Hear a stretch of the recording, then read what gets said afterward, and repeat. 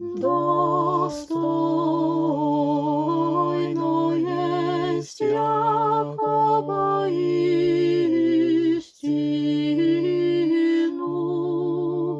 блажитеча Богородицу, пресноблаженную и пренепорочную, и Матерь Бога нашего,